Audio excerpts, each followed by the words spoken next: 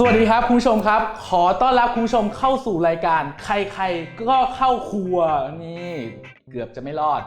วันนี้ครับผมมีเมนูมาฝากคุณผู้ชมเมนูนี้มีชื่อว่าซี่โครงหมูตุ๋นยอดคะน้าครับเดี๋ยวไปดูวัตถุดิบและส่วนผสมก่อนจะมาลงมือทำกันเลยครับสำหรับเมนูซี่โครงหมูตุ๋นยอดคะน้าวัตถุดิบและส่วนผสมนั่นก็คือซี่โครงหมูแต่วันนี้เรามีหมู3ชั้นเราใส่เข้าไปด้วยยอดคะน้าเอาแบบอ่อนมากๆเลยนะครับเห็ดหอมสดนี่ก็อร่อยดีโอเคใช้ได้ผักที่ช่วยเพิ่มความหอมนะครับมี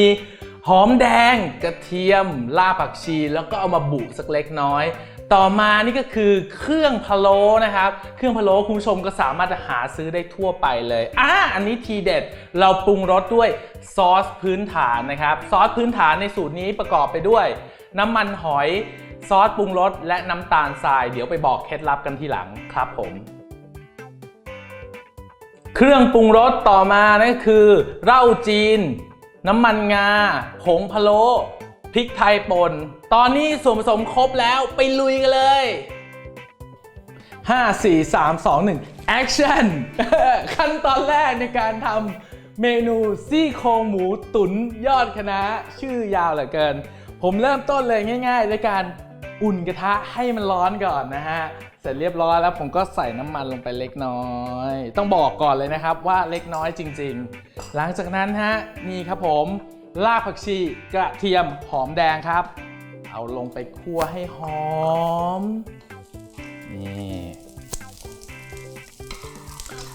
คุณผู้ชมครับขั้นตอนนี้นะฮะเราจะคั่วให้กลิ่นของกระเทียมหอมแดงแล้วก็รากผักชีเนี่ยมีกลิ่นหอมเย้ายวนนะครับเพื่อที่ให้มันดูดซึมอยู่กับน้ำซอสนี่เวลาเราเอาหมูหรือว่าเอาเนื้อสัตว์ลงไปตุ๋นนะครับมันก็ทำให้นอกจากรสชาติซึมเข้าไปในเนื้อสัตว์แล้วยังมีกลิ่นหอมแฝงเข้าไปด้วยนะฮะหลังจากที่ผมผัดรากผักชีกระเทียมหอมแดงได้สักระยะหนึ่งแล้วผมเติมนี่เลยครับซี่โครงหมูครับผมที่คุณผู้ชมเห็นอยู่นี้มันคือซี่โครงหมูนะครับเป็นซี่โครงหมูซึ่งติดกระดูกอ่อนหรือที่เราเรียกว่าใบพายครับผมอันนี้คือหมู3ชั้นคุณผู้ชมถามแล้วใส่หมู3ชั้นลงไปทำไมเพราะมันเหลืออยู่ครับผมและผมก็คิดว่าเอามาตุ๋นรวมกันมันจะมี texture มีรสสัมผัสที่ต่างกันนะฮะผมก็เลยด้วยความเสียดายเอามาใส่รวมกันอย่างนี้เลยตอนนี้นะครับเจ้าตัวซี่โครงหมูแล้วก็หมู3ชั้นของเราสีสวยน่ารับประทานแต่ยังไม่สุกนะครับคุณผู้ชมผมใช้จังหวะนี้ครับใส่เหล้าจีนลงไปโอ้โหนี่คุณผู้ชมครับเหล้าจีนเนี่ยทำให้รสชาติอาหารของคุณผู้ชมเนี่ยมีรสชาติที่ดียิ่งขึ้นแถมยังมีกลิ่นหอมอีกด้วยแต่คุณผู้ชมต้องระวังนะครับเวลาใส่เหล้าจีนลงไปแล้วต้องรอให้เหล้าเนี่ยมันระเหยออกไปก่อนเพราะอะไรถ้าเกิดเหล้ามันไม่ระเหยไปมันมีแอลกอฮอล์คุณผู้ชมมันทำให้อาหารของคุณผู้ชมนั้นมีรสขมครับนี่หอมจริงๆเลยต่อมาครับนี่คือเครื่องปรุงนะฮะผมเรียกตัวนี้ว่าซอสพื้นฐานซอสพื้นฐานตัวนี้นะครับมีส่วนผสมของน้ำมันหอยกระเทียมและซอสปรุงรสครับถ้าคุณผู้ชมสงสัยว่ามันคืออะไรสามารถจะย้อนกลับไปดูในคลิปที่มีชื่อว่าซอสพื้นฐานได้นี่แต่ไม่ต้องกลัวในสูตรเราบอกหมดนะว่ามันมีส่วนผสมยังไงผมใส่ลงไปครับซอสพื้นฐานในสูตรนี้เราใช้น้ำมันหอย3ส่วนซอสปรุงรส2ส่วนน้ำตาลทราย1ส่วน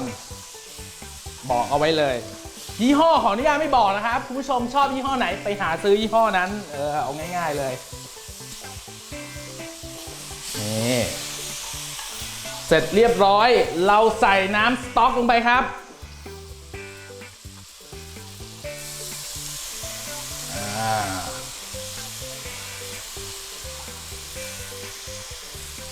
ถ้าคุณผู้ชมไม่มีน้ำสต๊อกใช้น้ำก๊อกก็ได้ครับผมน้ำธรรมดาน้ำเปล่าสะอาดเนี่ยเพราะว่าเราเติมลงไปนะฮะเราต้องการจะเคี่ยวให้ตัว ซี่โครงหมูนั้นมันมีความนุ่มถ้าคุณผู้ชมใช้ซี่โครงหมูจำนวนเยอะๆจำนวนมากๆนะครับรสชาติความเข้มข้นมันก็จะสูงอยู่แล้วฉะนั้นไม่ต้องกังวลไม่ต้องฉันจะทำเมนูนี้ฉันไปต้มน้ำสต๊อกก่อน8 ชั่วโมงไม่จำเป็นสามารถจะทำกรรมวิธีนี้ได้เลยเพียงแต่ว่าเพิ่มในสัดส่วนของเนื้อสัตว์ให้มันเยอะหน่อยเท่านั้นเองชุดผงพะโล้ครับคุณผู้ชมชุดผงพะโล้นี้คุณผู้ชมสามารถจะหาซื้อได้ตามตลาดทั่วๆไปหรือซูเปอร์มาร์เก็ตชั้นนำมีขายต่อให้เป็นซูเปอร์มาร์เก็ตที่ไม่ใช่ชั้นนำก็มีขายครับคุณผู้ชมชอบยี่ห้อไหนซื้อยี่ห้อนั้นและใส่ลงไปขออนุญาตไม่ใส่ถุงผ้านะครับเพื่อให้คุณผู้ชมเห็นว่ามันมีส่วนประกอบอะไรบ้างนะฮะผงพะโล้เช่นกันครับคุณผู้ชมหาซื้อได้ทั่วๆไปเลยนะฮะใส่ลงไปพอประมาณนี่พริกไทยป่นครับ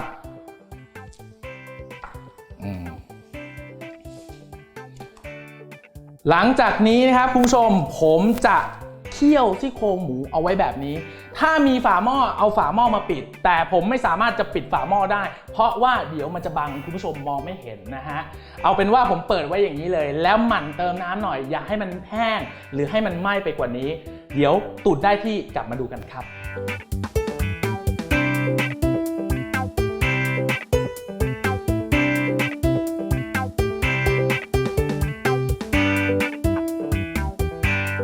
เอาละครับคุณผู้ชมตอนนี้ซี่โครงแก้วซี่โครงใบพายของผมเนี่ย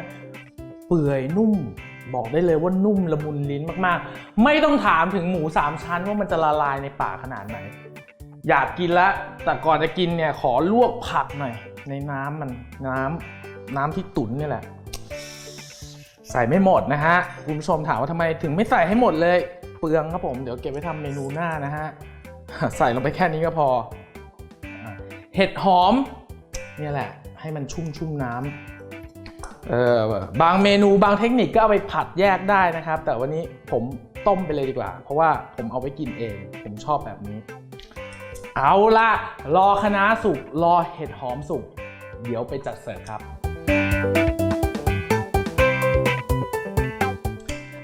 คุณผู้ชมตอนนี้เรามากินกันเลยดีกว่าเดี๋ยวเอาลงจานแล้วมากินแต่เมื่อกี้ลืมใส่น้ำมันงาขออนุญาตใส่ไปสักเล็กน้อยนะครับเพื่อจะไม่ให้เกิดดราม่าโซเชียลนะฮะผมไม่ลืมแล้วนะครับตอนนี้ผมใส่น้ำมันงาแล้วนะฮะเสร็จเรียบร้อยแล้วก็เสิร์ฟครับนี่เอาคะน้าลงก่อนเลยคะน้านี่ก็ชุ่มๆเลยนะครับปึ๊บ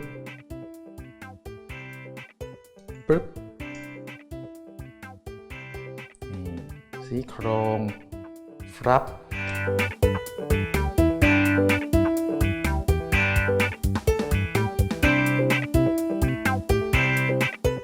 นี่เห็ดหอมสักเล็กน้อย